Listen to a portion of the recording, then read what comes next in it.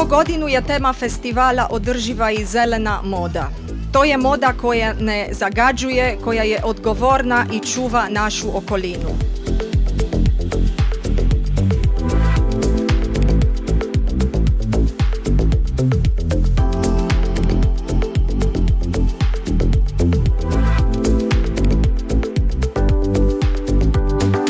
Održiva moda je za sve nas. Aleksandra Đaković je dizajner koja je rekla ne brzoj modi.